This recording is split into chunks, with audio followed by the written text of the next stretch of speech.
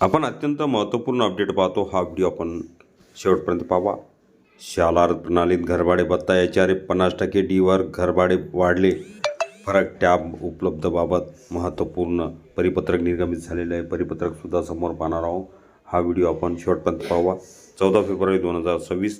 नमस्कार मित्रांनो, चॅनलमध्ये आपले स्वागत आहे. तत्पूर्वी आपण नवीन असाल चॅनलला आत्ताच सबस्क्राईब करा, समोरील बेल आयकॉनला क्लिक करा. निश्चितच नवनवीन अपडेट अखिल तांबूसर क्लासेस चॅनलमार्फत सतत आपल्याला पाहायला मिळतील. पाहूया सविस्तर.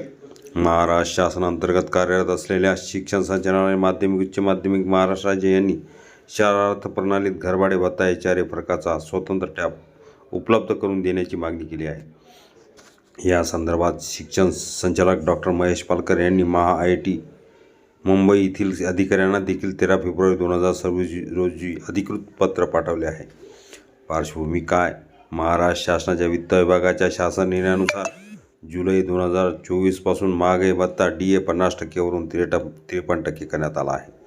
7व्या वेतन आयोगाच्या नियमानुसार महागाई भत्ता 50% पेक्षा जास्त झाल्यास घरभाडे भत्त्यात HRA वाढू लागू होते. त्यामुळे शिक्षक शिक्षेतर कर्मचाऱ्यांना वाढीव दराने घरभाड्यात भत्ता मिळणे अपेक्षित आहे.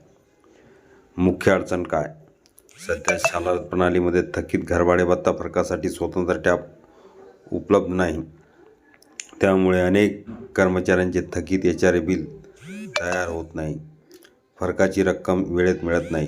आर्थिक नुकसान सहन करावे लागत आहे. ही अडचण दूर करण्यासाठी शासन निर्णयानुसार तातडीने टॅब सुरू करण्याची मागणी करण्यात आली आहे. शिक्षक संघटनाचा पाठिंबा. या मागणीला महाराष्ट्र राज्य शिक्षक परिषद यांनी पाठिंबा असून त्यांनी यापूर्वीच या संदर्भात शासनाकडे पत्रव्यवहार केला आहे. कोणाला पाठवण्यात आले प्रति?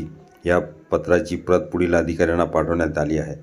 अवर सचिव शालेय शिक्षण व क्रीडा विभाग, शिक्षण आयुक्त महाराष्ट्र राज्य पुणे, शिक्षण परिषद पदाधिकारी नागपूर विभाग. संभाव्य परिणाम.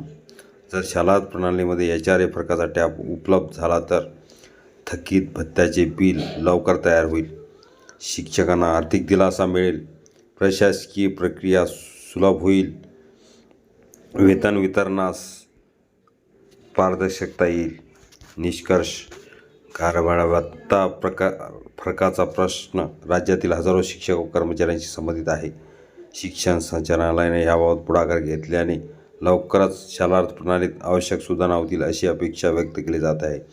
हा व्हिडिओ उपयोगी वाटला असेल तर लाईक, शेअर आणि अखिल तांबूसर क्लासेस चॅनलला लगेच सबस्क्राईब करा. पत्र पाहूया.